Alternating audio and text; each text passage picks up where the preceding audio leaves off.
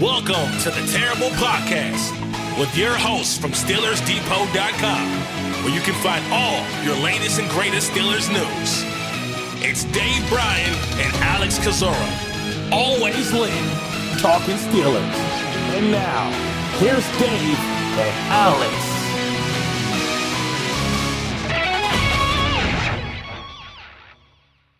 Welcome to the Terrible Podcast, Season 16, Episode 111. He's Dave Bryan. I'm Alex Kozora, SteelersDepot.com. Thanks for being back with us this Wednesday. Steelers Nation should be a busy one for the NFL. A couple of marquee pro days today. Alabama, Ohio State, the headliners. So expect to see some Steelers out on the trail. Plenty to talk about. Dave, how you doing? All right, happy Wednesday, and yeah, big day in the pro day circuit with Ohio State and Alabama happening today. Just found out before we got on that our old buddy Vinny Bonsignor from out here in Las Vegas is actually at the Alabama Pro Day today. So I sent him a message on Twitter there to make sure he reports anybody, personnel from the Steelers that he sees. Obviously, Ohio State's going to have a lot of eyes on them today. If anybody of significance shows up there from the Steelers, I think the early expectations are that at least Omar Khan will be there. We haven't spotted Mike McCarthy or Omar Khan much so far on the pro day trail, and I know there was a report the other day about about Mike McCarthy being at the LSU pro day, specifically from one local LSU I think TV station or radio guy down there, and it ended up, I think, that he got confused Mark Sadowski with Mike McCarthy, because Mike McCarthy was at the Bob Harlan I guess remembrance funeral thing that they had back there in Green Bay on that same day. So I think it's safe to assume that Mike McCarthy was not at LSU. There was no reports of Omar Khan being there. I think as of right now, correct me if I'm wrong, Georgia is the only place that we have spotted the two so far on the pro day trail. And we kind of wondered what the Blues Clues trail would look like this offseason, first offseason with Mike McCarthy as the head coach. And I think we're starting to get our answer. But today will be an interesting day because obviously, big people can't be in the same place at the same time, at least not to my understanding just yet. So it'd be interesting to see if maybe Khan goes to Ohio State, and if maybe Mike McCarthy and a few of the other guy, or whatever, mix and match of OCs and DCs, whatnot, end up in Alabama. And I think it'll be really, really curious with all the the talk this week about Ty Simpson, and I know Dan Orlovsky has him some not I guess controversial that that Ty Simpson should be the number one quarterback in this class, and obviously a lot of people trying to wonder if maybe the Steelers would consider Ty Simpson in the first round. It'll be quite curious, I think, a big development if Mike McCarthy does not show up at the Alabama Pro Day. So Sure. That's a long opening on my part. Happy Wednesday. How are you doing, Alex? I'm doing well, and I would think Mike McCarthy will be in Alabama and Tuscaloosa to watch Ty Simpson. That alone does not mean the Steelers are going to take Ty Simpson. They should be there. They should watch him throw. They should go through due diligence to understand all they can, especially about a guy that is not this 50 career start, well-known college prospect. Basically a one-year starter. 15 of them had an up and down 2025, a really good start, a pretty poor finish, and maybe injuries contributed to that. There's been a lot of rationale on that, but you want to get to know these guys to either just to make the most informed decision possible, know all you can about this prospect. So whether you pick him or whether you pass on him, you feel confident and feel like you have all the information you need to make that decision, regardless of which direction that you go. Reportedly, it'll be Brian Angelico and Patrick Graham, the Steelers coordinators at Ohio State, joining Omar Khan, and so maybe Sheldon White and other high-level front office executives will be at Alabama. Could Andy Weidl be there? That would make a lot of sense. I haven't seen Weidl on the trail and typically don't see him very active on pro day circuits, although occasionally he pops up, usually locally, Penn State, Pittsburgh. But we'll keep our eyes and ears out for where the Steelers are at today. All right, maybe we'll get some sightings while we're doing this podcast this morning. We'll see about that. From a very selfish standpoint, we're, we're both disappointed about what's happening on the pro day trail, just from a sighting aspect, as far as Khan and McCarthy go. Right? Agreed, but putting our own selfish thoughts in once, we love spotting these guys and being able to talk about where the decision makers are at. And it's been pretty light on that front this year, but how much does it matter? Is it a real negative? Is there a real critique to be had to sit there and say that Pittsburgh is not as active, boots on the ground in terms of GM, head coach being at these pro days? We know Mike Tomlin went to more pro days than probably any other head coach. Is Pittsburgh missing the value in that, or is it, listen, you can learn about these guys through the combine interviews, you watch the tape, you see teams like the Rams who don't even attend the NFL combine. So do you have to go? Do you have to have the old school way of, shake their hand, look them in the eye? To use your phrase, the long and short of it, does it matter that Pittsburgh seems to be less active on the pro day trail? No, but I'm selfish, and you and I both are creatures of habit. We don't like we don't like change.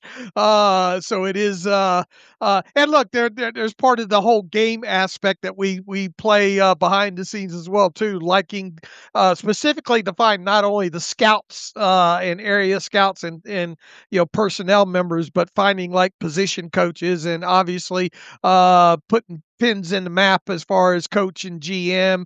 It's just what we've done for such a long time. So, in a nutshell, is it a big deal? No. I will say this though: it does feel like we might be a little bit behind the eight ball in overall total numbers of pre-draft visitors, though. Right? Have all of them been reported up until this date? Will we have the full list of 30 come draft day? It's hard to tell at this point. I know there's been a little bit of a lull here in some of the reporting as far as that goes, and you would think this past week that they would have had some more guys in. I know there is some reports of some guys supposedly coming in, but we've seen in the past too guys that are supposed to come, that are reportedly supposed to come in. We never get final word that they actually arrive there. So I don't know.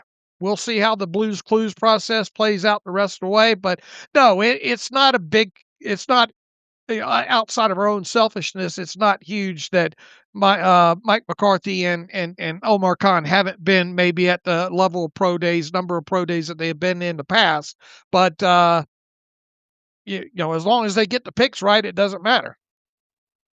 It's not a huge deal to see them pull back, it seems, on the pro day trail, but I think there's still value in getting to talk to these guys in person. It's less about the workout. You don't need to see Ty Simpson go through a scripted workout. That's not going to change opinions. At least it shouldn't do that. I don't think it is in Pittsburgh. You have the tape that tells you what type of player he is, but what kind of person is he? I think not you, but just in general, we kind of get lost on the fact you're not drafting a player, you're not drafting a quarterback, you're drafting a person, and especially a quarterback. You need to find it to be a quality person or not to lead your locker room and be the face of your franchise. And so you do that by going to these pro days and having the pro day dinner and watching how they interact with teammates and support staff and the media and of course with yourself. And so you can of course bring those guys in for visits, but it's a different environment. I like being where they're comfortable and their kind of home turf to see how they truly interact and to get maybe the most authentic version of themselves as opposed to when they come to your facility and it's a job interview and it just probably doesn't have quite the same type of feel. So I'm a big proponent of boots on the ground and being there in person. Call me old school. I think Pittsburgh is at least missing something by doing less of that. All right. Well, I mean, the proof will be in the pudding, right? The guys that they draft, and then how those guys fit into the organization, and can they hit on two or three in this draft at least that become longtime contributors, and how many of those can end up getting second contracts? So to be determined as far as the overall impact of maybe not being at pro days.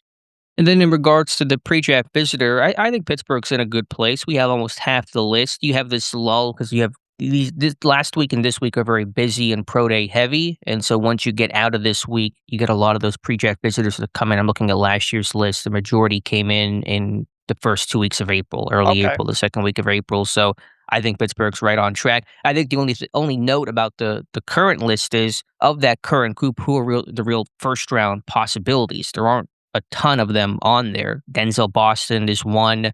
I'd have to pull the list back up. He might be the only name that's come in or has a scheduled visit, I should say, that kind of checks that first round box. Pittsburgh's all three of the first rounders under Omar Khan have come in for visits. Broderick Jones and Troy Fautano and Derek Carmen. So who from that current list scratches that itch right now?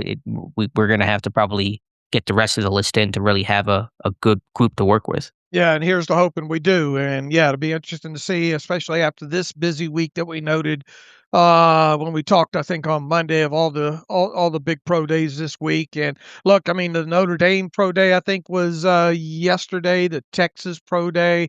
I don't think we spotted any position coaches right at either one of those two schools. No, I haven't. My internet went out late last night, which is usually when I kind of scrub through the day because usually there's more footage and photos posted by then. So I've not gotten to do a thorough search. We saw Kelvin Fisher and maybe Sheldon White at Texas. I don't know if you could confirm that. I couldn't quite get there and say that was definitely him. Yeah, I haven't confirmed some of these pictures, though. Some of this stuff we end up getting in videos a day or two Mhm. later. And I know the Notre Dame pro day is up on Peacock. I just have not had a chance to scour through that. I might be able to do that later today. We found Jim Ward, area scout Jim Ward there, but nobody above that. But just to go back to the pre-draft visitor list, I don't know if you have it pulled up here, Dave, of the 14 names we know so far. So again, almost half the list. Boston's the only one that is a real potential first round guy, unless you Right. wanted to say Chris Johnson or Jacob Rodriguez, but that feels like a stretch at 21. It does indeed. So the rest of that list is going to be really important to see who could be in that category of first round options. Now, with McCarthy coming in, could Pittsburgh come off the board entirely and pick somebody they didn't visit with? Hard to believe that, but we'll keep our minds open with a new partial regime coming in. Absolutely. All right. Where to from here? Well, let's just kind of put a bow on some things. The Travis Homer signing now official. I know we talked about that as the news broke during Monday's show. Darnell Savage, for anyone wondering what's going on there, that was reported a couple weeks ago. It's not been made official. New report coming out today from Aaron Wilson. I think this was through Savage's agency that he is still going to sign, still intends to sign. So not sure the exact reason for the delay. Was he out of the country? Is there a medical thing? Is it just red tape and paperwork? But that still seems to be on track to happen. Yeah, and I think a lot of people have been kind of wondering as of late what's going on with that. I think you go back to what was the date that Pelissero reported that Savage was going to sign with the Steelers. It was like the 13th or the 14th, I'll I look it up think. while you talk.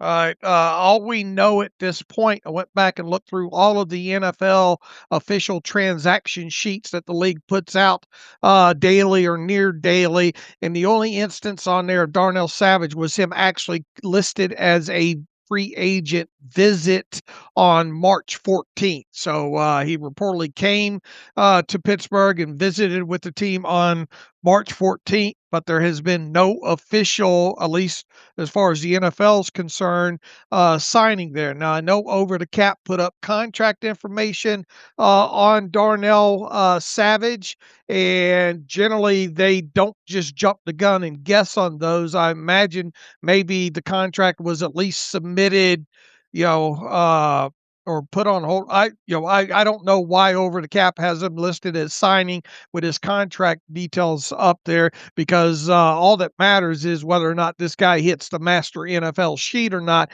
as being signed, and he has not up to today. And it left you kind of wondering, was this medical concerns? Was this physical? Was it schedule? Who knows? Really, what's going on there? But at least there we got it, because we were going to. I was intending on talking about Darnell Savage today. Period. Uh, uh, Regardless of this report by Aaron Wilson coming out this morning. So the good news is at least we've got an update on the update, meaning that it sounds like Darnell Savage intends on signing with the team. But with the whole all these major media guys are starting to post now, the physical is complete. or past the physical and all. So until it's official, it's not official. So we'll sit and wait to see if maybe we get some confirmation on that today. As you mentioned, we got the official word that Brock Hoffman and who's the other one? Travis Homer. Yeah, Travis Homer officially have signed. I believe both those hit the NFL sheet yesterday, so we should get contract info on those two players within probably the next 48 hours or so. The Ryan McCollum re-signing obviously is hit and has been made official. So we'll just sit and wait until the Darnell Savage becomes official. But at least we have some sort of update on Savage as of this morning. That was March 10th, the initial report that Savage was going to sign and had agreed to sign with Pittsburgh. So more than 2 weeks since, we'll call it the Max Crosby-itis of the NFL insiders tweeting out about passing physicals and deals being officially official, all that kind of stuff. Obviously, that is where that all is stemming from. But we'll assume Savage happens. If it doesn't, we'll certainly let you know. Do you have any final thoughts on Homer? I know we talked about it mid-show and not a whole lot more ground to probably cover there, but now that you have some time to digest it, maybe learn more about the player and the situation, what are your thoughts? He is, we should consider him a special teamer first and a running back second. And I think we had kind of come to that conclusion after the news broke the other day there. This is a guy that's well versed in the special team snaps, hasn't done a lot touch wise in the NFL the last few seasons here. Can we kind of put him in the box as, say, a Miles Killebrew, where, yeah, he has a position that he can play on either side of the ball, per se, much in the same way that Miles Killebrew could have been, safety slash linebacker, I guess. But make no mistake about it, Miles Killebrew's job was a special teams ace. It kind of feels like that's what Travis Homer is right now. This is a guy, though, that does have a NFL experience. Good pass protector overall. I think when asked to play that role, I think dovetailing that into the Caleb Johnson talk and all like that. Is this officially Caleb Johnson on notice? I might backpedal from that a little bit, doing a little bit more research on Travis Homer. I think once again, I think first and foremost, you got to call Travis Homer a special teamer. And then, oh, yeah, he can give you some snaps, in some certain situations. He's obviously not a guy that's going to play, 300, 400 snaps on offense for you unless you get down to the bottom of the barrel there with him. So I don't know if it's right to sit here and say, well, this automatically means Caleb Johnson is out in Pittsburgh per se, because we kind of explored, does this mean potential trade for him? Is he a lock to make the roster? I think what we need to look at in Travis Homer is, this is a guy that probably 85% chance of making a 53-man roster as a special teamer. I think you denoted that a good candidate be the up back guy. I think he could give you more than that on special teams.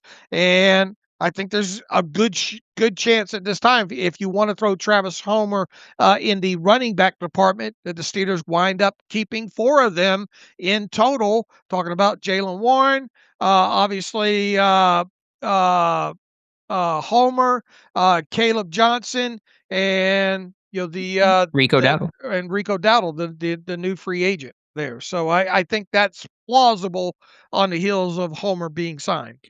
Yeah, we'll see how the whole group comes together. Pittsburgh usually keeps 3, but Homer in that Killebrew type of role is probably a good way to make the analogy, kind of wearing that same hat. Technically a running back that played fewer than 100 combined snaps offensively over the last 3 years and just 6 last season, despite appearing in 10 games. So special teams is really his lane. Certainly, as I said before, and I wrote about, Caleb Johnson is not done in Pittsburgh. If he has a really strong summer and takes a big step in year 2, which you've seen from Steelers running backs before, Le'Veon Bell, James Conner especially, then he's going to stick and Pittsburgh can still be excited about him. But I'll ask you the question that you mentioned, is he a lock to make this roster in 26?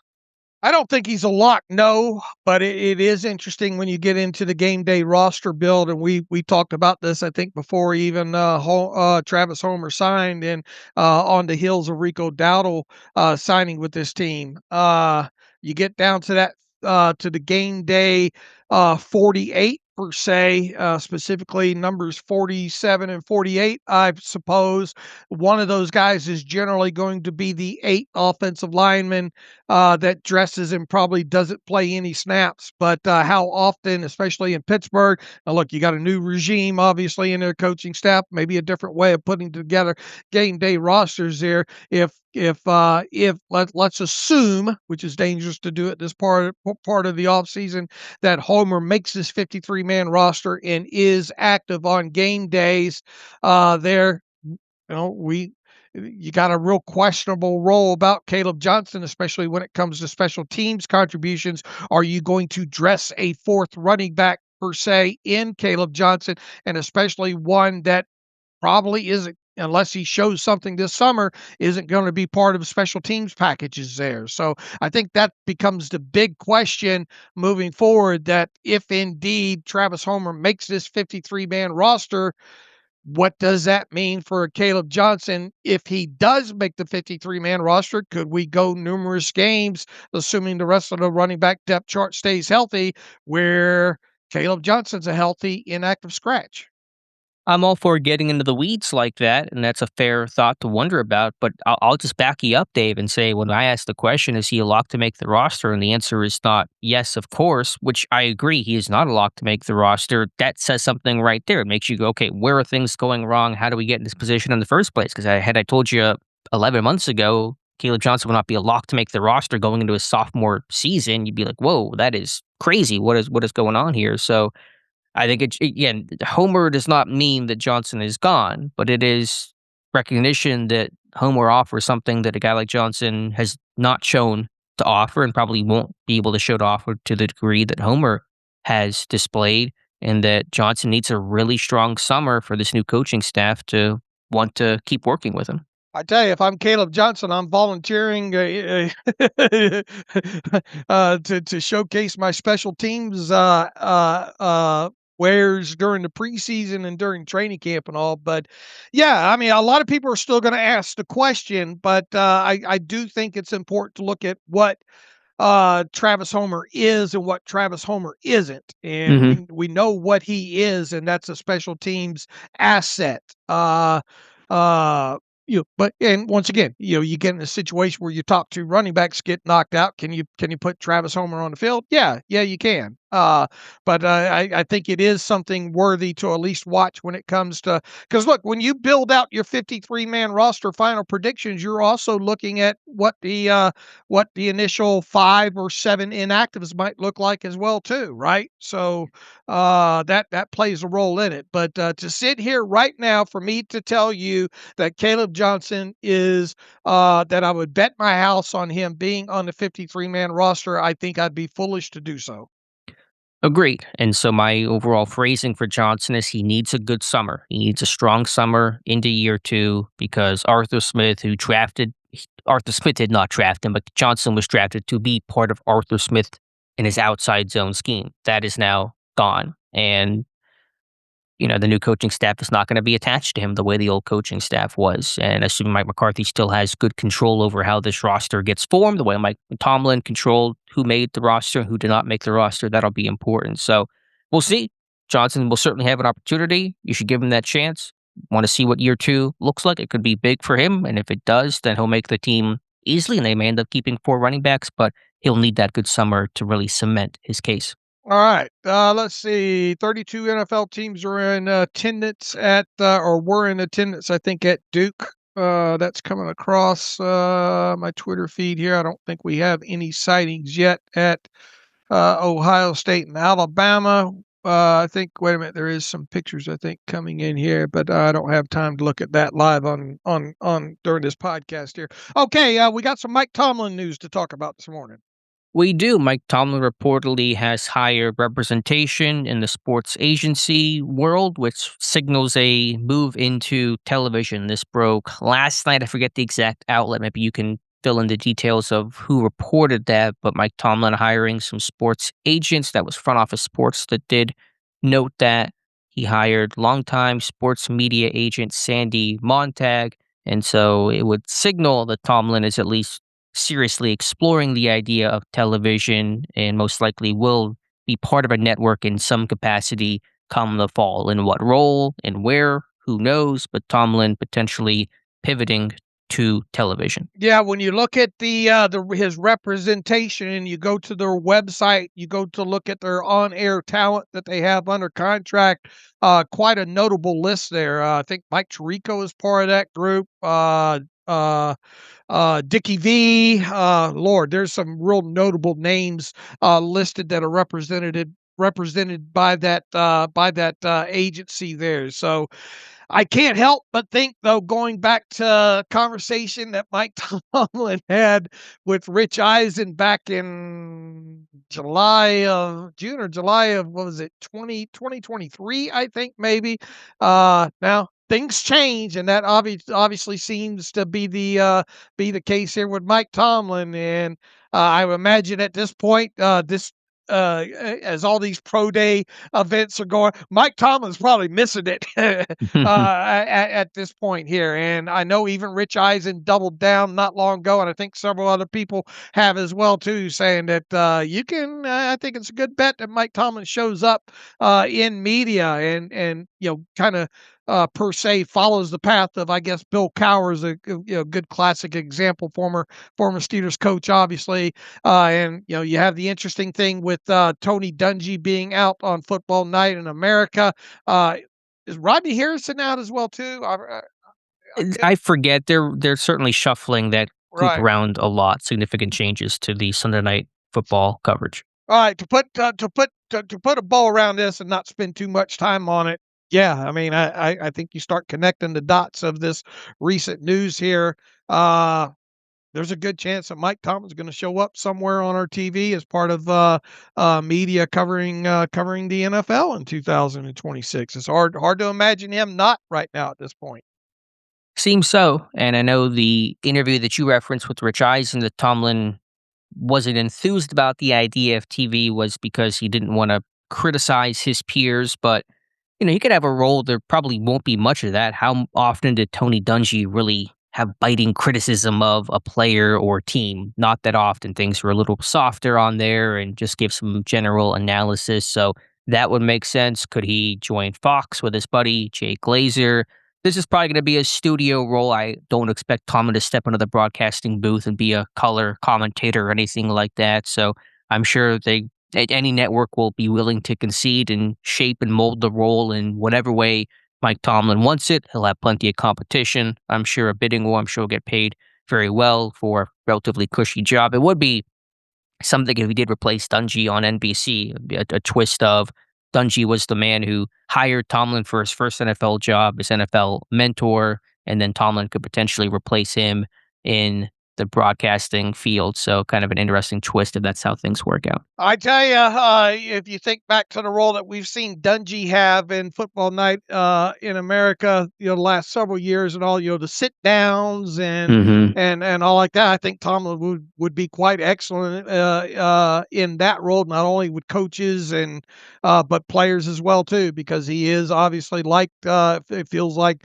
universally around the league with players, and has all the handshakes from all the pro days in the past and all. So I imagine Mike Tomlin would be very good in as you stated, kind of the Tony Dungy role that we've seen over the last several years. Right, and I've said it before about as a coach and kind of a person, but Mike Tomlin is this era's Tony Dungy for just their overall resumes. The one Super Bowl, really well-respected guys, had some trouble getting over the hump with some really talented teams, but still revered coaches. And I think it becomes truer and truer if Tomlin does take a TV job. They retired literally the same age, I think, 53 years old. So their career arcs are very similar. And of course, Tomlin mentored by Tony Dungy in Tampa Bay. So it all makes sense there and continues to fit.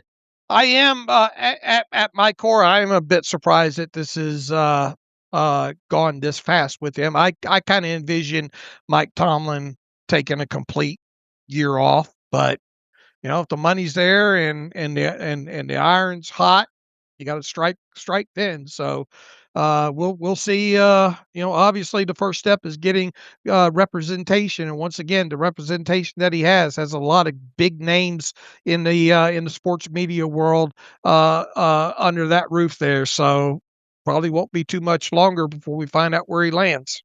Yeah, I don't know exactly the timeline for when networks start making their hires. Maybe that's more of a later spring, early summer kind of a thing, but we'll keep an eye on it. And whether you like him or not, you'll probably see him on your television or somewhere in the media sphere come the fall. All right, what's next on the checklist this morning, brother?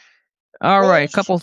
Yeah, let's talk about some NFL rule proposals that'll be voted on during next week's owners meeting. So we should hear from Mike McCarthy and Art Rooney II next week. So that's on the docket.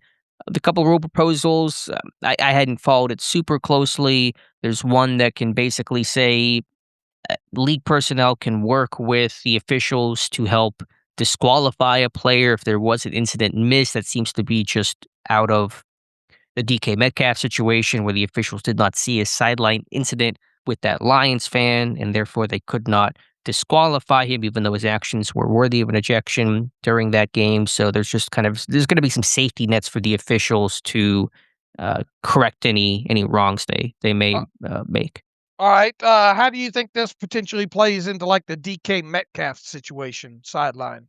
Well, like I just said, I mean, I think it's in response to what happened there where he should have been ejected. There was an incident. It was missed by the officials, understandably so. There was no way to step in and recourse for that. And then also the NFL's having that 1 year, basically the eye in the sky can come in and correct any penalties or pass interferences because I think the NFL is thinking if there are replacement refs this year, they may be terrible and we need some protection to not have the issues that they had the last time there were replacement refs. So there's going to be just some more oversight and some more redundancy and fallback options to get these calls right. All right. Looks like the competition committee has a playing rule proposal to permit the kicking team to declare an onside kick at any time during the game now. Is that Right. good? It's fine. I don't think it's going to change things too terribly much, but the old rule was could only be fourth quarter when you were trailing, then you could, you'd be allowed to declare an onside kick. So this offers a little more freedom there, but the fact you have to declare it obviously takes away the element of surprise, which I know sucks, but there's no other way to do it. You have to declare an onside kick because the coverage team is standing at they're standing at the 30-yard line. So they're not near the football. If you could just do an onside kick and kick it 10 yards, the kicker just recover his own onside kick every single time. So there's just no other way to do it. You have to set up an onside kick formation, which means it has to be declared ahead of time. So it sucks, but there's just no other way to do it unless you eliminate onside kick entirely, which had been thought about. There'd been some buzz. There could be a proposal to have 4th and 12 or whatever the case is. If you convert, then you get the ball. But that seems like that's going to be at least another year to come to pass. All right. What about we have a Danny Smith rule, it feels like. And this one's a little confusing to me. I think I get it now. The rules can all seem a little Byzantine, but they're trying to close the loophole on the kicking out of bounds intentionally when the ball's at midfield. So on safety kicks, and especially when there are personal fouls on field goal attempts or extra points where the ball would get placed at the 50-yard line instead of the team's own 35, then you kick it out of bounds. Ball comes out of the 25. That happened in Pittsburgh last year against the Colts. They get flagged for it. Danny Smith's going crazy. Very viral moment. Pittsburgh, not the only team to do that, not even the first, but maybe the most notable team that went really kind of viral for it. So I think what the NFL is doing is basically saying on those safety kicks, on those free kicks, there's a touchback, the ball comes out to the 20, and that will disincentivize teams from kicking the ball out of bounds because you'd rather get the touchback at the 20 as opposed to the kickoff out of bounds at the 25. All right. Props to the special teams coaches and coaching staffs that found the loophole, and props to the league and I would expect that one of all these. I would expect definitely this one to pass. Yeah, I think the expectation is most of these rules are going to pass. The only one that might not is the Browns' proposal of being able to trade draft picks 5 years out. Currently, the rule is you can trade them 3 years into the future, and so I don't know if that one's going to pass. I know Pittsburgh also proposed to make their 2026 trial run of the Zoom interviews with free agents permanent. This was a 1-year trial run. I assume that'll probably pass and be made permanent. It seems like there's no downside to doing so. All right, there are some bylaw proposals to go over and board people with real quick. By competition committee proposal, amends article blah blah blah, section 17.1 of the Constitution and bylaws to permit the league office to adjust the procedures and related dates and deadlines for the final roster reduction to accommodate an international game scheduled in the first week of the regular season. I have not gone down the rabbit hole to me to fully understand the reasoning behind all that, but that's one of them. Number two, by competition committee amends the bylaws to establish the Saturday and Sunday of Labor Day weekend as business days to provide clubs with personnel notices during the first weekend after the roster reduction. And then the last one, number three, by the competition committee to permit players on the reserve physically unable to perform to begin a 21-day practice period after the club's second game of the regular season. So I think that wasn't that originally like 4 weeks, 3 weeks, or 4 weeks that the windows could not open on players who started the season on the reserve PUP list. Was there even any mechanism for those guys to return to practice at all? Maybe there was, but I didn't even think that there was a way for them to get back and begin practicing. They could be activated, but I didn't know they could even go back and start practicing. So I think they're just trying to have it mirror IR to return and give Okay. those guys a runway to get back to health. Maybe that's the significance of it then, is to actually create windows for those guys to Hmm. begin practicing in lieu of. I had to look back. I guess you're right then. Players in the past had to, I think, just sit out X amount of number of weeks Right, from and then just the. come back. It's just either Right. you're on it or you're not. Right. Okay. So that actually makes a lot of sense there. Hmm. I would imagine that at least of the bylaws that would pass as well too there. So we'll know the outcomes of these fairly quickly with the owners meetings and all coming up here this spring. That first one's interesting about changing the date on the roster cut downs or those things for international games. I don't know exactly what that would look like, but with teams traveling to Australia and Melbourne this year in early September, maybe I'm not sure if that's going to make the date sooner or later to adjust the roster, but that's notable given that Pittsburgh, the NFL is going on some pretty big and long trips to begin the season. All right. Once again, all these are rules and bylaw and resolution proposals at this point, and we'll find out once again pretty soon of how many of these pass and how many of these fail by, I imagine, by draft time. Yeah, they think they'll be voted on during the owners' meetings next week. Now, there's another set of owners' meetings later in the year, and sometimes these things get tabled. I think the top line things to understand are there's going to be probably more review from the eye in the sky on penalties, more ability to correct some of these calls after the fact. And the tush push seems safe. A year ago, that was the hot button issue. Are they going to ban the tush push? Pittsburgh, of course, used the tush push quite a bit with Connor Hayward and Kenneth Gainwell. Seems like the tush push is going to be safe, and not only safe, but no one's even talking about banning it anymore. All right. Didn't the Rams also pull back their, uh, that funky play against the Seahawks where the backwards pass and I forget all the details related to that. Remember the controversial play between Hmm. the Rams and the Seahawks? I think there was a Sure. report a couple of weeks ago that the Rams have kind of pulled back their proposal for something related to that play. Okay. I'm not 100% sure what the proposal was, but sounds like no changes coming there. All right, Dave, one other thing before we get to my new Steelers mock draft. Ben Solak of ESPN declares Pittsburgh as having the best offseason of any team this offseason. Is that a fair or foul take? First and foremost, and he kind of want to kind of question the Pittman deal at first, and then now he's saying Yes. I don't have him confused, right? Wasn't he the one that just? I mean, we're talking like because the deal only happened not too long ago. It feels like he came out originally kind of questioning the Steelers trading for Pittman, and now he turns around.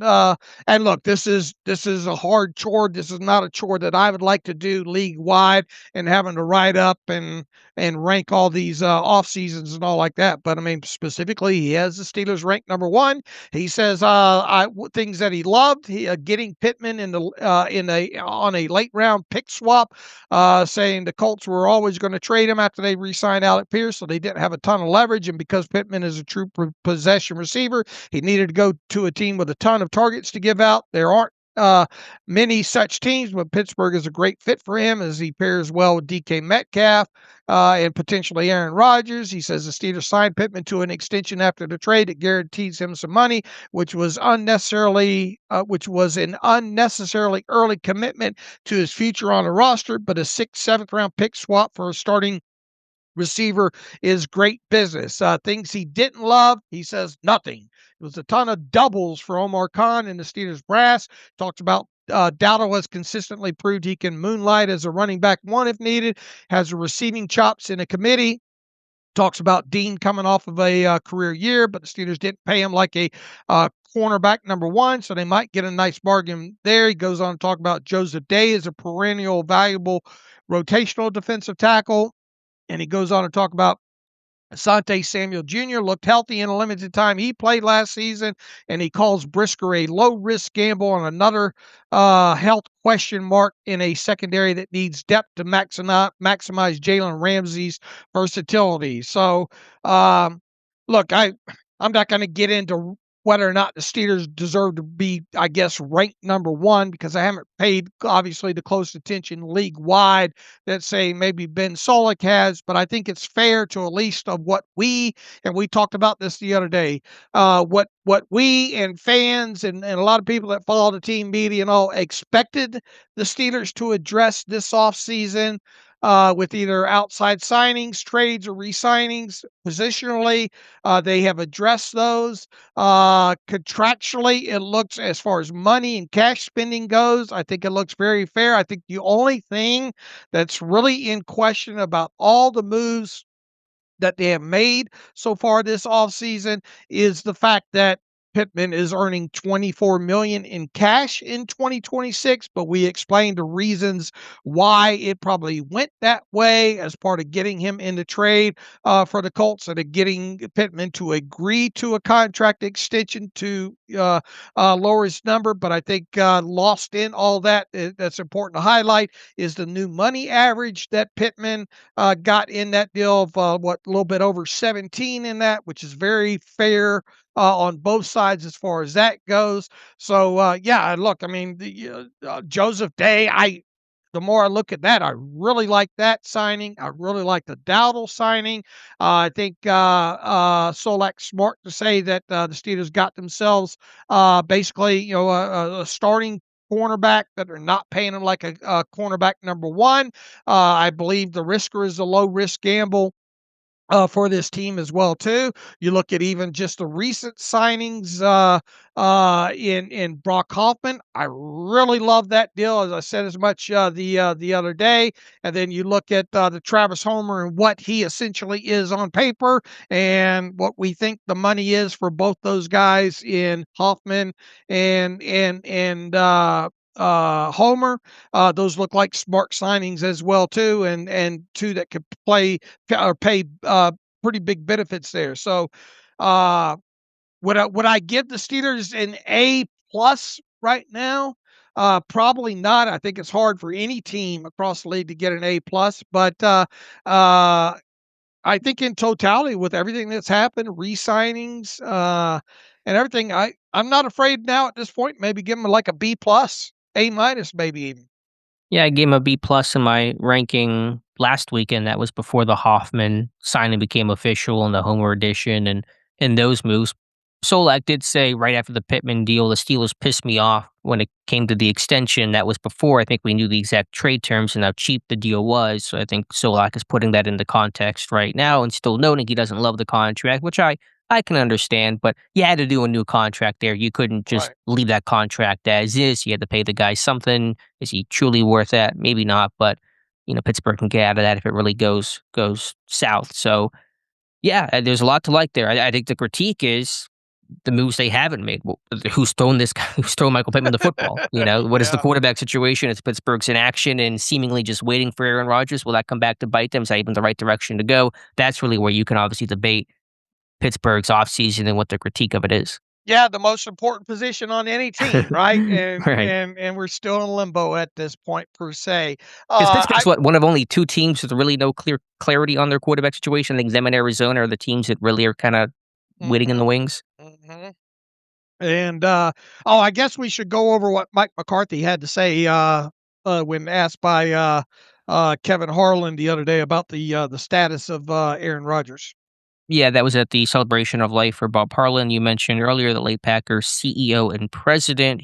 McCarthy was asked about a potential Rodgers reunion, said there was no update. He had no answer, but did say multiple times Rodgers was in a really good place and gave a smile and a laugh from the crowd after that. So no answer, but McCarthy seemingly hinting things are moving in the right direction. All right, so we'll definitely wait to see anything that comes out of that. So, but look, is it easy, at least from a 30,000 foot aspect, looking at league wide, the way Ben Solak has here, to suggest that the Steelers should be at least in the top third in the league as far as free agency class and improved rosters? Yeah, I think it's easy to say that.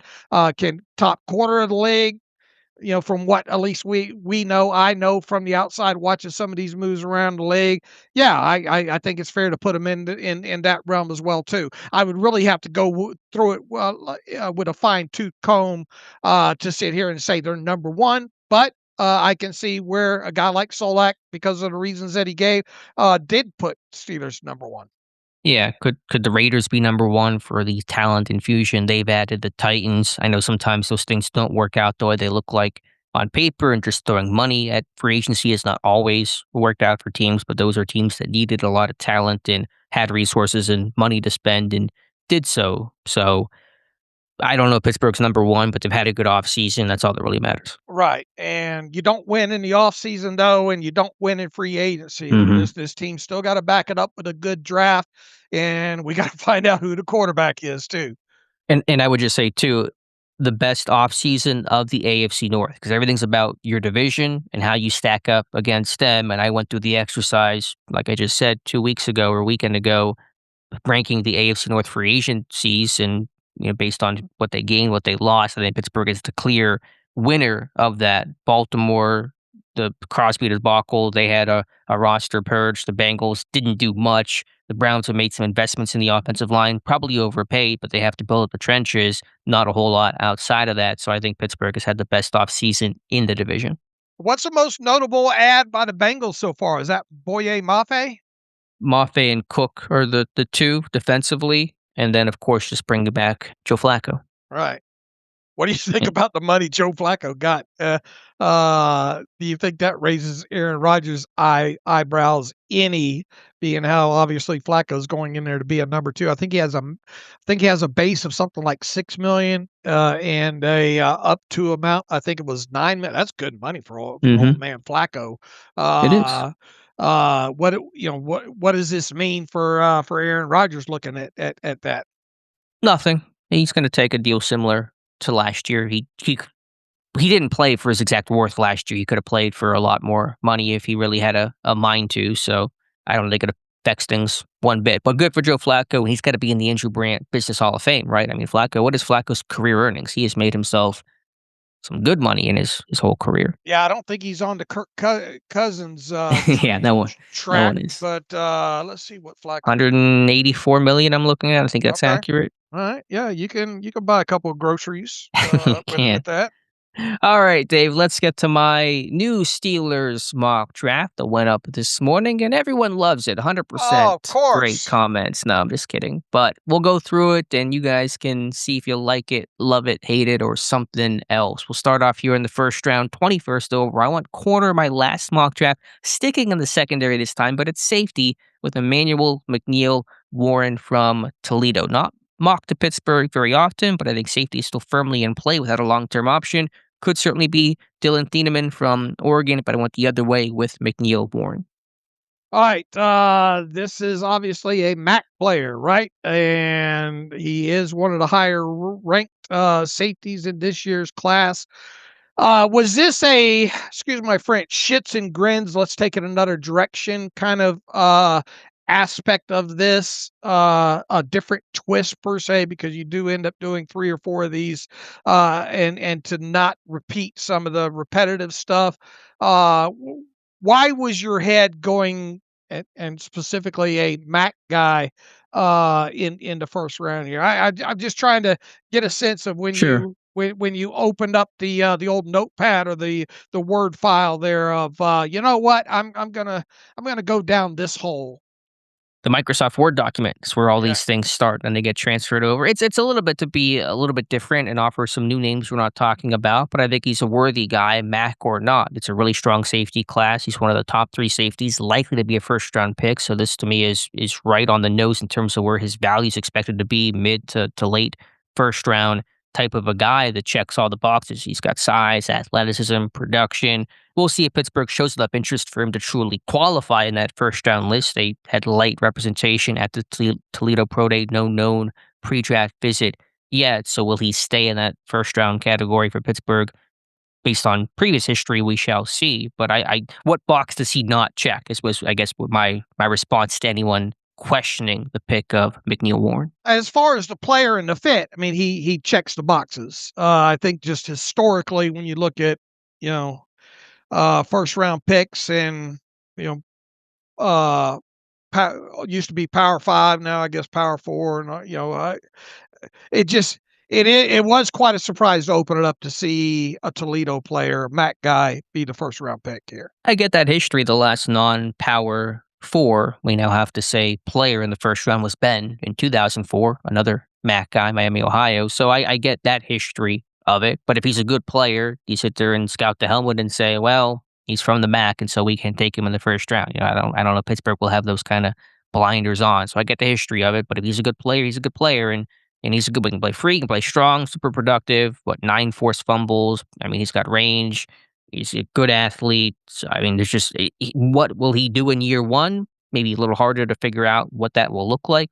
Dime packages, backup, obviously, but who are your safeties in 2027? All right. There's no one. Ramsey expiring contract, Brisker 1-year deal, Elliott expiring contract, Savage, so should that happen, 1-year deal. You got to get an eye towards the future. It's a great safety class to take advantage. Okay. All right. Round 2, going to receiver with Jeremy Bernard out of Alabama, who has a pre-draft visit scheduled with Pittsburgh sometime, I think, in April. So that is upcoming and obviously shows interest there. Can be a slot receiver, kind of has that blend of experience and size and route running and good, though not great, athleticism, but a guy that could step in right away. I definitely, of your picks, I think I previewed this ahead of this, of the ones that you have on here, and we talked at length about Bernard a few days ago, a few episodes ago there. And if the Steelers don't go wide receiver in round 1, and obviously you have a safety going in round 1, but if they go offensive lineman, what other position group could potentially be on the table in round 1, other than offensive line and let's say a defensive back, whether it be a corner or a safety there. Long story short is if this team waits until round 2 to get a wide receiver, I could specifically see Bernard potentially fall to that spot at 53rd overall, and he would make a lot of sense from a lot of the box checking. So once again, I have more issue, I think, with the actual selection of McNeil Warren in round 1, but if we were just put any non-wide receiver in that round 1 pick for you in this mock draft, I could see Bernard being the guy, assuming Omar Cooper's off the board, which I'm assuming that you were betting on being the instance here in this one. Yeah, I could see Bernard being the pick. I really consider Cooper at 21. I don't think it's a crazy idea to at least talk or think about Omar Cooper Jr. at 21st overall. I know I had Cooper in the second round of my previous mock, but that seems to probably No longer be an option after he ran 4.42 with the combine. I'm starting to wonder if he gets pushed out of the first round, and I'm starting to wonder if this might be a situation at 33 overall where the Steelers go up, Yeah. go up to 33 to maybe get an Omar Cooper, because even though I'm starting to lean towards the potential of Omar Cooper Jr. falling out of the first round. It is tough. It's a whole kind of Zach Frazier feel from a few years ago, But of course, Frazier ended up falling. Right. A lot of people kind of wondered if that would be the case. In fact, I think in my final mock draft that year, I had Frazier being the first round draft pick that year. So, and then the whole Joey Porter Jr. from a couple of years ago, obviously they moved up. We have seen instance of that recently with the Steelers going up into the top of the second round to go get a player that they like. So, and this has nothing to do with your mock, really, but I'm starting to toy with the idea, could we see the Steelers maybe go up in round 2 for an Omar Cooper Jr. if indeed Omar falls out of the first round and the Steelers don't address the wide receiver position in the first round? That's possible. Could it be for an offensive lineman too? I think that's possible. But if not, then a segue into my third round pick, or the first of my 3 third round picks at 76 overall, Billy Schrauth from Notre Dame, who a guy that I didn't write the report on, but I've watched a decent amount watching Jadarian Price, who I wrote the scouting report on, just kind of watching some other footage, hoping getting some other reports together. He's big, he's strong, doesn't allow pressure, moves people in the run game. Great game against USC, plug and play left guard, over 1,000 snaps there. Got hurt in 25, could play the entire year, was just kind of coming into his own when the injury happened, but he's healthy now. I think this is a plug and play guy. I know you have Hoffman Anderson. Maybe there's still going to be a competition, but Trout would certainly be the favorite to replace Isaac Seumalo. Let's see, 2023 with him. He logged 231 snaps at right guard, 26 at left guard in 2024. He logged, hold on here, 561 at left guard, 139 at right guard. And then, as you stated, shortened season last year due to injury. He logged, what was it? 436 at left guard there. So you got a guy that's played both guard spots there, coming out of a perennial program, obviously at Notre Dame. If you had to wait until the third round to go get you a guard, I think that'd be a good shot there. And I think day 2 is the sweet spot for guard. I'm not discounting Ioane from Penn State at 21, but I really think round 2, there are so many good interior offensive line prospects without even considering potential conversion guys, the tackles moving inside to guard like a Jennings Dunker, but you have so many true guards out there. Pregnon maybe at 53, although I think he's going to go higher than 53, and not even the craziest idea about him at 21. I think that was brought up by maybe Pete Prisco yesterday, but you got Texas A&M kid, Bisonitis, Rutledge, Schrauth. Just a lot of good interior guys there. So I think day 2 is where Pittsburgh needs to target left guard. All right. The second pick in the second of 3 third round picks that you have, Dalen Everett, corner out of Georgia. I surprised myself a little bit on this one. Didn't expect to go corner this early, but just kind of made sense. He's got some size, athleticism, highly experienced. Pittsburgh loves that Georgia to Pittsburgh pipeline. And you have Sante Samuel on a 1-year deal, Brandon Echols, last year of his contract. Can never have too many good corners on the roster. I think if you maybe do it over, would I stick with Everett at corner here at 85? I might change that, but it's a good prospect, and certainly in an AFC North when you're facing Chase and Higgins twice a year, lit up on cornerbacks. All right. Were you nailed into a corner position there? Did you entertain potentially tackle there, defensive line? What in your head were our alternatives positionally with that pick? Yeah, you could go inside linebacker. We'll talk about that more throughout this mock. You could go nose tackle. I thought about the big citrus, Dominique Orange, who I think will be working out for scouts April 7th as he recovers from a soft tissue injury. Dante Corleone was in the third round of my previous mock draft. So you're probably looking defense still here, be it inside backer or defensive line help. All right.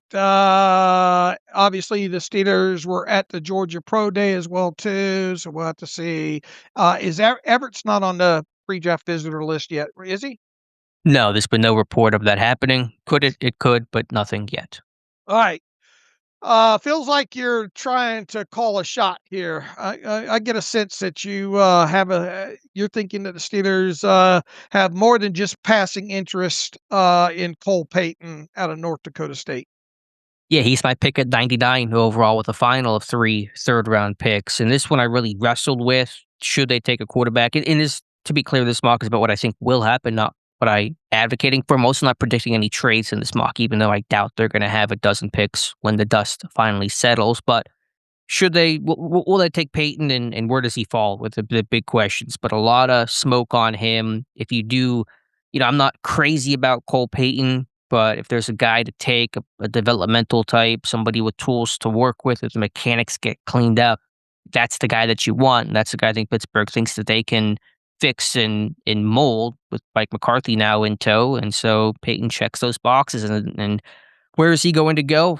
Most people right now are thinking day 3, but with the physical tools and a weaker class, I think late day 2 is probably a good bet. I kind of thought about, you've seen in the third round of the past, some of these toolsy quarterbacks get taken in the third round. It's kind of that sweet spot for those guys. Milrow last year, Hendon Hooker in 23, Malik Willis in 2022, guys that needed some time, have some physical tools and traits, but are not day 1 ready type of guys. And Peyton is certainly not day 1 ready. So if you're Pittsburgh, do you want to wait from that long day 2 to day 3, Friday into Saturday, and hope Peyton gets to you in the 4th round? Nobody trades up or has interest, reconsiders it. I don't think you want to do that. So I think, when you have 3 third-round picks, you have kind of a luxury there.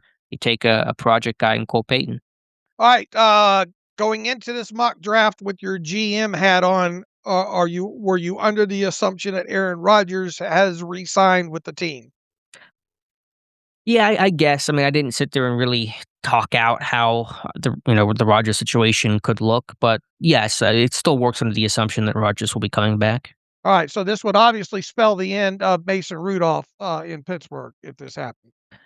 I mean, probably. Obviously, he would look like odd man out. Peyton's going to make it. You would expect Howard to make it with Rodgers, but you never know what happens. Will Howard breaks his hand last year, ends up on injured reserve, so you end up keeping Skylar Thompson instead. If that scenario plays out where Peyton or Howard or whoever gets hurt, then maybe Rudolph makes it. Maybe you keep 4. I think there's still a case to be made for that, rare as it is. So I don't want to assume anything, coming out of the draft if it looks like that, because you never know how a preseason summer is going to go. But obviously, Rudolph's spot would be very uneven. All right. Round 4, Chris McClellan, defensive lineman out of Missouri. Tell me about him. I think he's a good blend. He's got the size Pittsburgh looks for, really to a T, 6'4", 313, 34-inch arms, but you want somebody who can rush the passer some too, and he had 6 sacks last year. He's got a hot motor. He's not an ace pass rusher. He's not, even Keanu Benton, but there's something there when you get 6 sacks and a profile to work with. So I think that's really the perfect blend of what Pittsburgh is looking for, the size and some athleticism. Do you feel, regardless of the amount of picks that the Steelers end up making, whether it be 12, 9, 10, whatever, do you get a sense that they will draft a defensive lineman at some point in this draft? Yeah, probably to really round out that room. I wonder if it'll be more that pass rushing type or more D end or more plugging nose tackle. But yeah, probably a D lineman at some point. All right. I would imagine if you got any golf claps at all, when it comes to this mock, it might be because of your 135th pick overall in round 4, Drew Shelton, the tackle out of Penn State. Why do you think golf claps on that? Just from being a Just local because, no, people, well, that and people thinking that you should address tackle in addition to guard in this draft. I see. Yeah, I think Pittsburgh could. It's not super high on my list of priorities. I still have confidence in Dylan Cook, but I knew a new coaching staff does not have the experience that the Tomlin regime had with Cook down the stretch last season. Shelton's an athletic, pass-protecting left tackle. He was even used in some of those funky Penn State formations and those kind of Zorro looks where those guys would motion across or Shelton would play wing. I mean, he's kind of a space guy. Some interesting things used with him kind of highlighted his movement and foot speed. I think he's going to get stronger, and I think some people wonder, could he play at tackle? I think he's even getting some looks at center by NFL scouts, so maybe there's some positional flexibility with him, and he has played either tackle spot as his background. I thought the golf claps were going to come from him being teammates in high school with Will Howard, and people loving the connection there. They were teammates at Downington, so reuniting in this mock draft. All right. I definitely understand that. And we talked the other day about Ross McCorkle's mock draft about wondering if there would be any pushback from him. I don't think he addressed the tackle position in his. All right. Round 5, a tight end. Marlon Klein from Michigan, good size at 6'6", 248. Didn't have big numbers, but ran well at the combine, 4.63. Kind of think back to Zach Gentry, who didn't have big numbers at Michigan, but ended up being a 5th-round guy, I think, for Pittsburgh. So this mirrors that pretty well. And Pittsburgh, obviously, just really 2 tight ends that are going to make the roster, and Darnell Washington, Pat Frymuth. So Klein could have the inside track to be the 3rd. It certainly feels like this team, at least at this point, we'll see if any cheaper outside free agents are added to help compete there. But at this point, feels like the team will use one of however many picks that they wind up making on a tight end at some point, probably on day 3, right? Could be a little earlier. I wonder where that's going to slot in when you have all these picks, but I think 5th round is just fine with Marlon Klein. All right, a familiar name that we've been talking about quite a bit through the pre-draft process, Kendrick Law in round 6, the only 6th-round pick the Steelers have in this draft, wide receiver / return man out of Kentucky. I think it's pretty evident. I don't know if there's a lot of discussion that needs to be had there. He's come in for a pre-draft visit. If this team was to draft 2 wide receivers in this draft, you could make a good argument with the second one coming on day 3, and a guy that has return capabilities, a guy that can be kind of gadgety use, I guess, overall in Kendrick Law. Good kid overall from what I've seen on him. High character, breakout 2025 year. I definitely understand this selection by you. You're hired as my mock draft spokesman. I think you nailed all the boxes there, Dave. Brought in for a visit. I think he was in Ross's mock too, so probably going to be a popular name. Also, just would add as a coverage guy. He's been a coverage guy as a gunner, and that could give him additional value. He certainly will be in the mix as a returner. Was not a super potent or successful return man, but I think has the skill set and a bit of experience at Alabama and maybe at Kentucky as well last year in that field. So that's the guy that could certainly compete hard for that 5th or 6th wide receiver spot. All right, roll us through your 3 7th-round selections: a running back, an edge rusher, and another wide receiver. A 3rd wide receiver. I'm doing the Oprah receiver thing. You get a receiver, and you get a receiver. So I got Adam Randall from Clemson, who was a former receiver turned running back. Interesting guy. I liked his pro day workout. I've had my eye on him for a little bit. Pretty raw guy, but could come in, compete. I just like the background there with him, and good size at 6'3", 232. Logan Fano, an edge. Big guy, 6'5", 257. Just give yourself some more edge options, even though you have your top 4 firmly established. 7.5 tackles for loss, 4.5 sacks last season. And then the 3rd receiver being Donovan McCulley from Michigan, former big-time recruit, began at Indiana, transferred to Michigan for 2025. I know that's 3 receivers, but I would just say 2 things. A, Pittsburgh needs a receiver facelift, and all these receivers are different types of guys. Bernard's more that slot, nuanced route runner. Law, to me, is really more special teamer than even pure wide receiver. And McCulley's that big X receiver at 6'4.5", 203. The fun fact with him, as we've talked about with Omar Cooper, Adam Henry, the Steelers wide receivers coach, coached Donovan McCulley at Indiana in 2022 when he switched from quarterback, which he played in 21, to receiver for the 2022 season. And so there's a background there. He's a pretty raw guy in terms of his route running, his tempo, beating press, but he's a big ball above the rim, hands catcher that made some really big plays in contested situations. It's 7th round. Obviously, it doesn't make the 53. Practice squad, not going to lose much sleep over that. So I like the connection there with Henry to maybe tap into the best of Donovan McCulley. All right, what was your do-over pick? If I gave you a do-over and maybe not shake up the positional order of what you have going on here, but did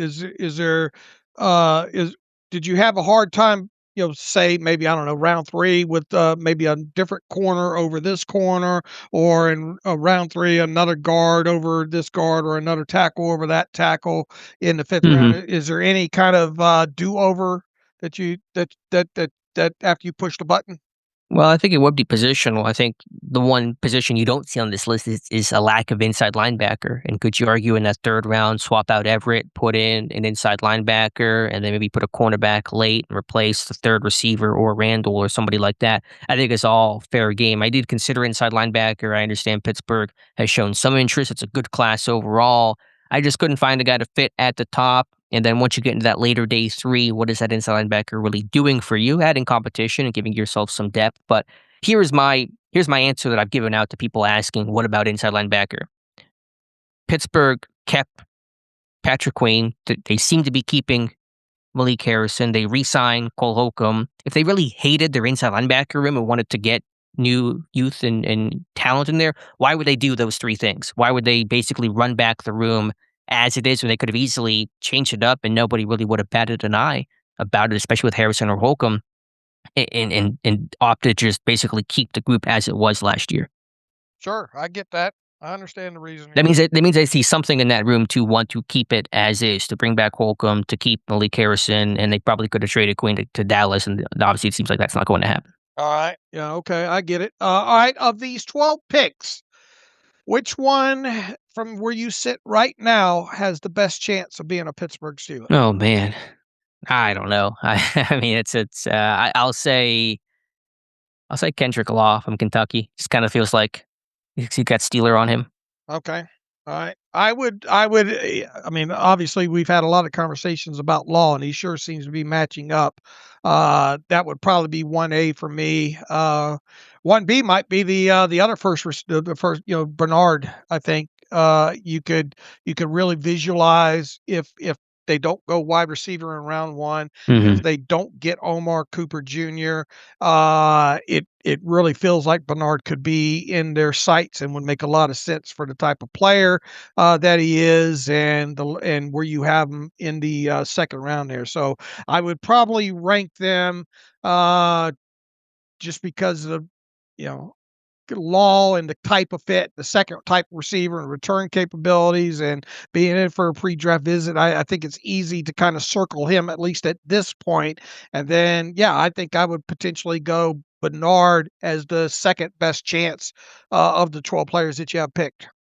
Yeah, he could be. The only thing is, like you said, if Pittsburgh does go receiver round 1, which is still very possible, then Bernard's not going to be the guy, and Law could still be the guy late on day 3 where they take receiver in round 1. So I know this is very offense heavy. I think it's, 8 offense and 4 defense, and that split seems unlikely, but I would just say that Law's really more of a special teamer, so it's kind of 7 offense, 4 defense, 1 special teams. And then at the top of the draft, it's pretty balanced. I think through round 4, it's 4 offense and 3 defense. That 7th round, it kind of ends up being more offensive heavy. That tipped the scales, I should say, towards offense. So kind of makes an exception to the imbalance. All right. Have you dared read the comments? They're a little more positive than I thought. Obviously, there are some who don't like it, which is going to happen, and that's fine. But I think it's actually a warmer reception. I thought the Cole Payton pick would get a little more pushback, and some people certainly are debating it and don't see the value in that. And I'm not saying that I would take Cole Payton in the 3rd round, but this team clearly is showing some interest. Is that just more due diligence and wanting to get to know a 1-year starter? Perhaps, but when you send your quarterback's coach, your director of scouting to Fargo, and then you bring Cole Payton in for a visit, that tells me something. All right. Okay, I get it. All right, Dave, anything else? Feel free. If not, we can get to some reader emails and close out today's show.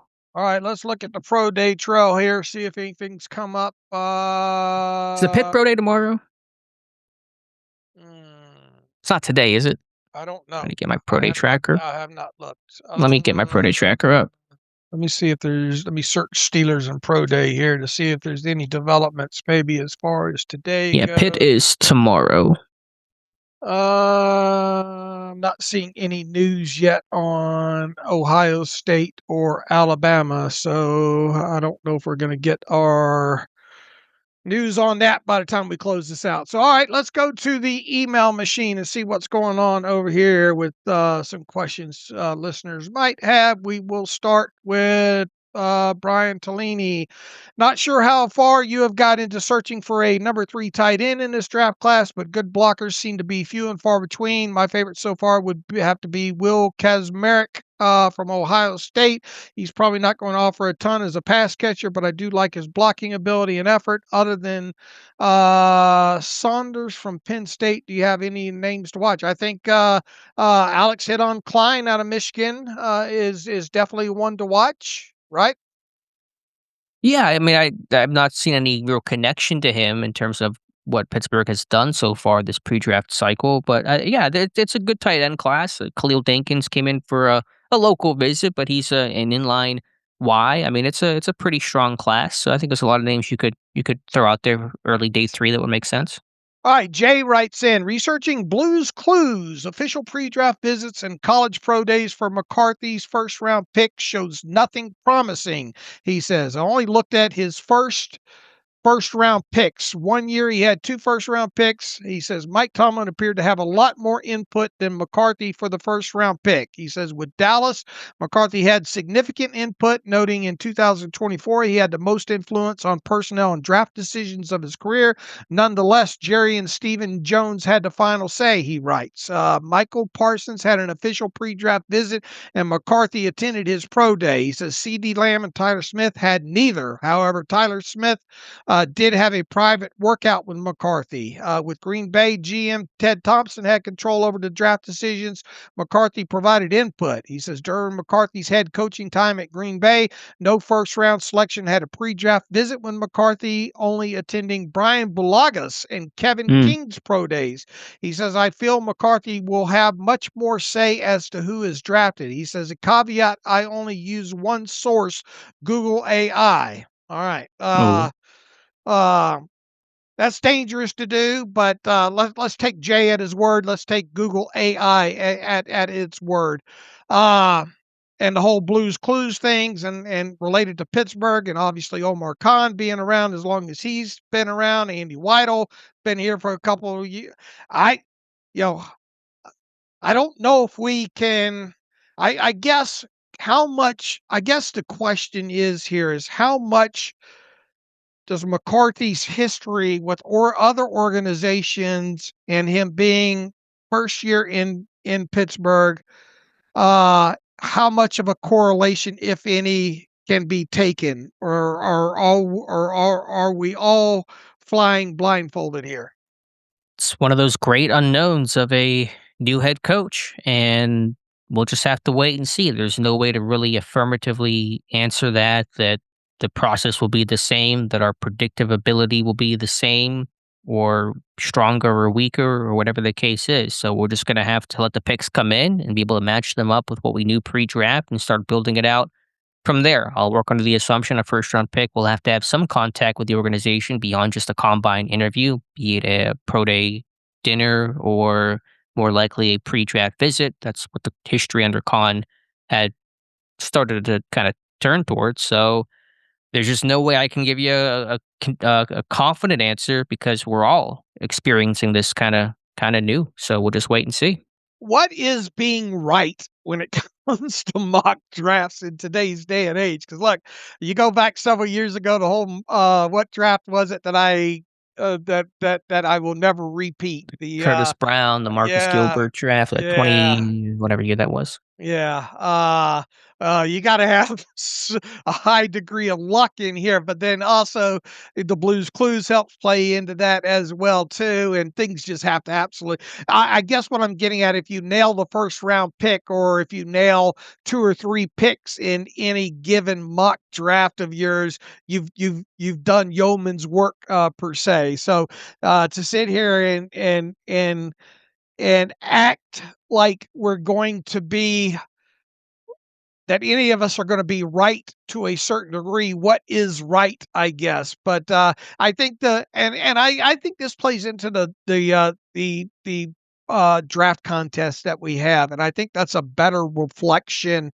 of picking 50 names per se, and how many of those 50 names do you get right out of a draft class out of 50 names? I think overall, I think that's probably a better measure of having a grasp of what a team is likely to do in a draft, right? Yeah, I mean, it's a combination of things. I think it's both of those things you talked about, literally getting the player and pick right, getting the group of 50, but also what's the general trend? What positions are they expected to address early and kind of the order of it? So maybe you won't get the player right, but you'll get, the position and kind of the flow and map of the mock draft. I think last year I didn't have a lot of picks dead on in terms of the right player. I maybe one, I think I had two. I know I had Carson Bruner and Harmon. I had Harmon, which felt like pretty obvious. Um, but I had the general trend line of, defensive line, trenches early, quarterback late, that kind of stuff. Kind of felt like I had a good feel of the flow of the draft, even though the picks weren't always 100%. Let me look back real quick at my final from last Yeah, year. let's do that. And Let's also, the see. more we expand the definition of being right on the mock draft, the more chances we have to be right, which is good for us. So we'll keep that definition pretty vague. All right, I had Derek Harmon as the first round pick last year in my final mock draft. In round 3, I had Will Howard, who they ended up drafting, just not in round 3. They really should have went this way looking back at it. Round 4, R.J. Harvey, the running back out Mm, of Central Florida, a very explosive. He proved to be just as explosive of a player as he did. In fact, I noted what an explosive play producer he was. Round 5, our buddy Dante Thornton, who ended up, I think, going to the Raiders in round 2 or 3. I had Thornton going to the Steelers in round 5. That obviously did not transpire. Jordan Hancock, I had round 6 out of Ohio State. Carson Bruner, round 7, I had going to the Steelers there. So even though there was some mixing and matching, I think of rounds or what. Anyway, I hit 3 players the Steelers ended up drafting, albeit not the right rounds on 2 of them in my final mock draft. I would deem that a success in my book. yeah. Oh, I think definitely a success. I'm looking at my mock last year. I went Harmon in the first, running back Dylan Sampson in the third, Dante Thornton in the fourth, Quinn Ewers, the quarterback in the fifth, Carson Bruner round 6, Donovan McMillan, the strong safety out of Pitt in round 7. So I only had 2 dead on in terms of the player, Harmon and Bruner. But like I said, the flow of the mock. Defensive line round 1, running back in round 3, they went Caleb Johnson. I put Dylan Sampson. Quarterback day 3, I went Ewers, they took Howard and then Bruner. So, obviously not 100% right. Some things certainly wrong, but kind of the flow of the draft of, D line, then running back, quarterback day 3, Bruner. It's kind of my spin on it.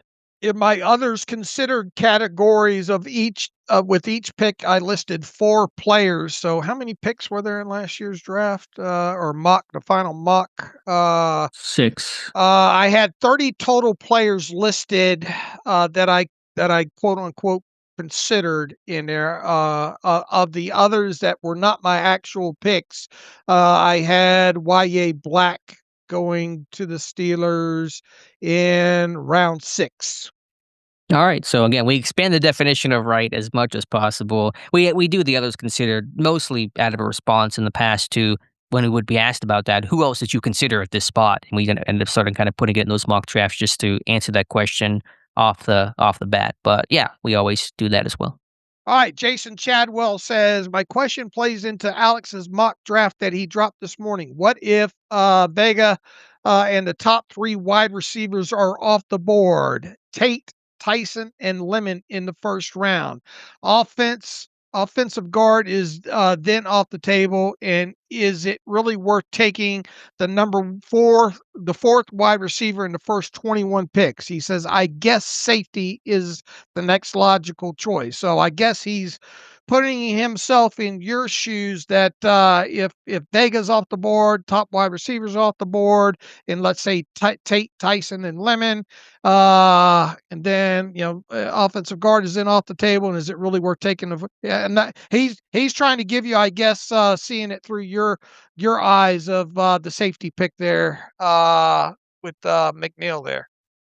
Yeah, I mean, I think what it comes down to, and what I plan to do is close to the start of the draft, a couple days before, is to have our big board based on our own grading scale of all the players that we've written scouting reports on. And you have to think about the grade of the player too. And so, yes, is the number 4 receiver as good as the number 2 safety or so? It depends on what that grade is, and you have to use that as your guide to understand the value and talent of a player, and then also consider your own team needs. So it may be where if the top 3 receivers or 4 receivers are gone, is that grade on that second or third safety so much higher than a receiver that it compels you to take the safety?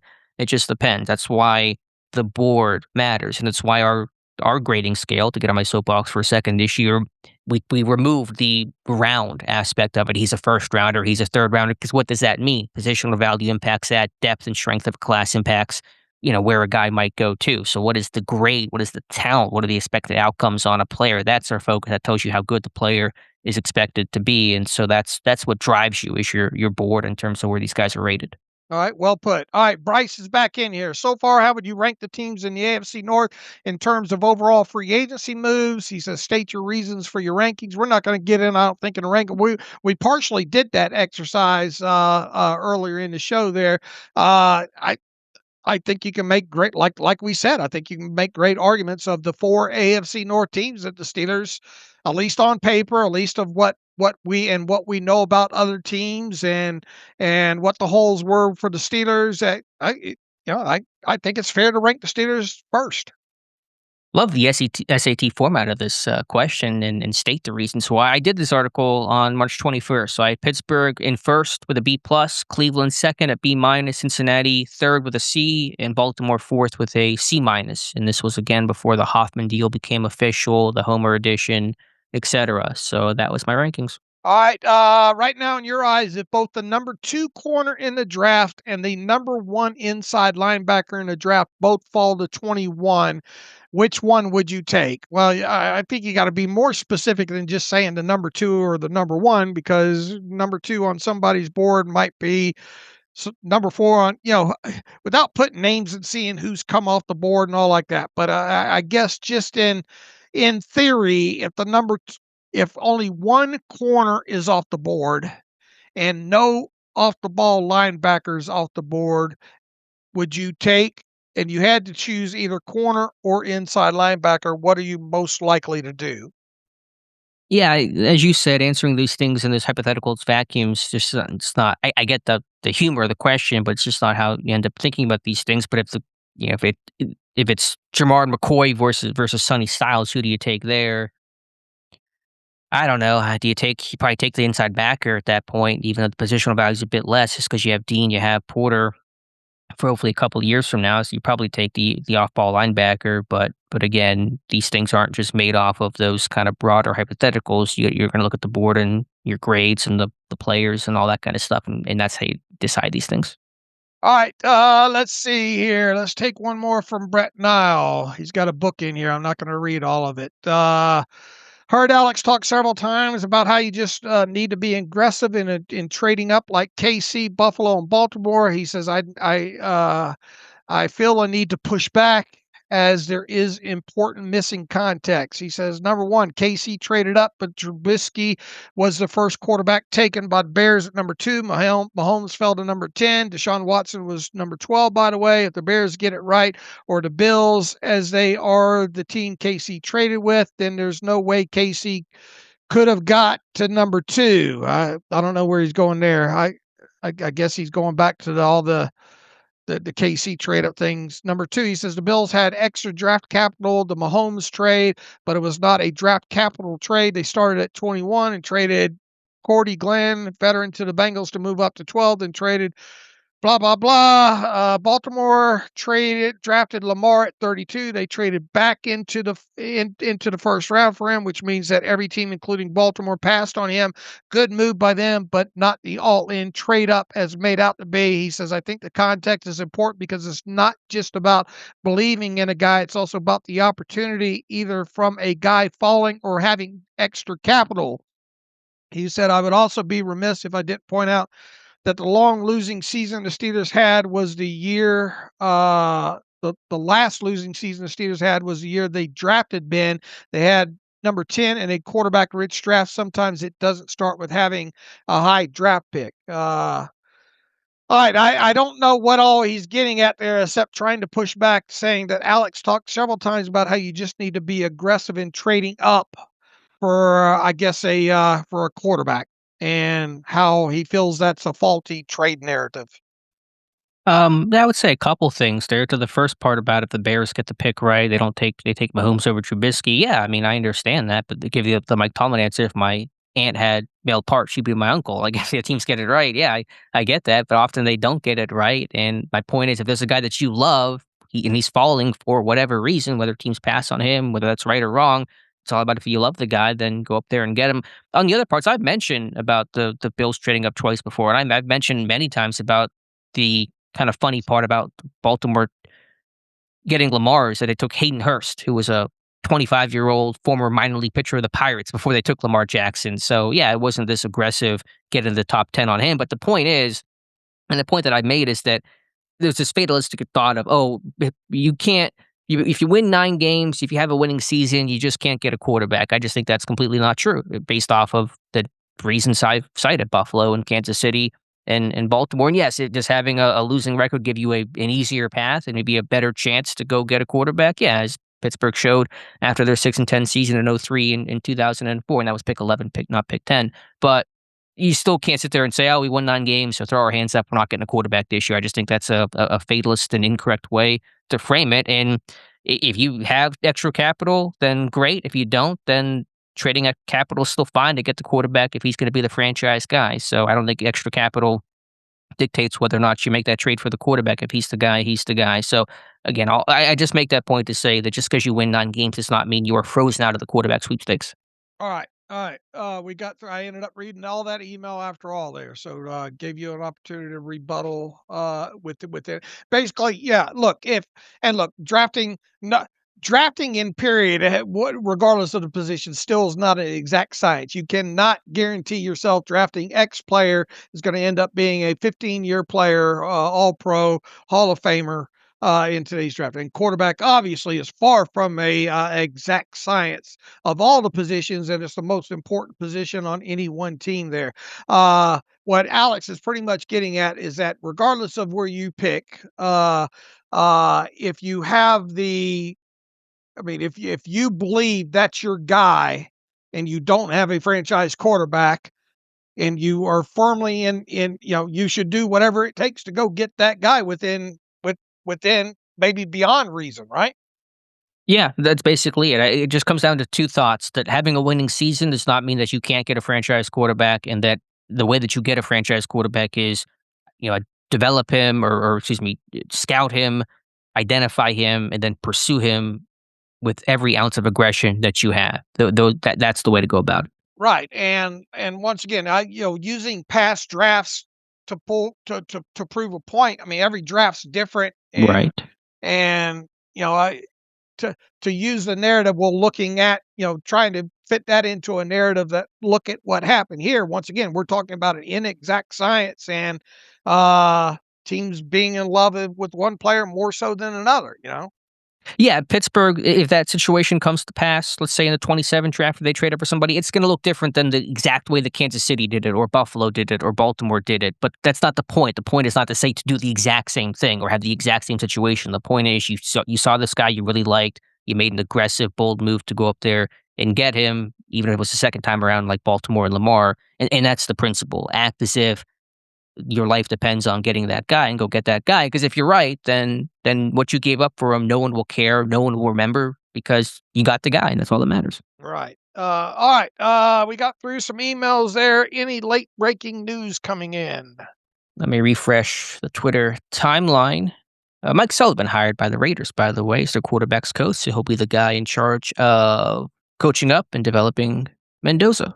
All right. He was, I think, looked like he was going to go to Rutgers, and then I guess the Raiders up their price and all like that. Anyway, he's landing with the Raiders out here. So who knows? Maybe I'll run into Mike Sullivan at some point on the streets of Las Vegas here. I'm sure. Alex, how many wins will the Pirates have this year? I always think about that. I always get it wrong. I should make that prediction here soon. I'm excited about this season. I'll take the hopium or copium. 85. I always overshoot this. I always have my Me fan too. cap on too much. I'm going to back off of it this year. From what I know, and you follow baseball a lot more than I do. I'm going to say 82. It's a winning season, yeah. So it's 82 and 80. So you're saying just over that cusp. All right, we'll take it, and I'm sure they'll win 74 games, and we'll. It's fun though, just to make a prediction, just Right. recklessly with an untethered, without anyone really caring about it. So I will take advantage of that. All right. So you have them with more wins. Will Paul Skeens win the opener on Thursday? Sure, let's be optimistic and say yes. You won't be at that game, so I think he will win. So, All right. It's unnecessary. all right. Let's see. We will, and boy, the Penguins they got to get some things back straight again right now. Mhm. With things ticking down here. But anyway, all right. As usual, you can follow me on the Twitter machine at Steelers Depot. And if you're not following me, you definitely should be following Alex Kozora, whatever the reason, at Alex_Kozora. Follow the show at Terrible Podcast. Email the show, theterriblepodcast at gmail.com. If you like what we do and want to donate, SteelersDepot.com. Hit the donate button. Follow the directions that way. If you want to have an ad-free version of SteelersDepot.com, go to the site, hit on the ad-free button, and follow the directions that way. Get yourself a username, password, and then hit login to use that username and password to go from there. We will be updating our trackers throughout the day, specifically our Pro Day trackers, to see what's happening at Alabama and Ohio State specifically. Obviously, more than those Pro Days are going on today as well, too. So we should have plenty to talk about, I think, on Friday, Alex. And until then, as always, thanks for listening to the Terrible Podcast with Dave and Alex.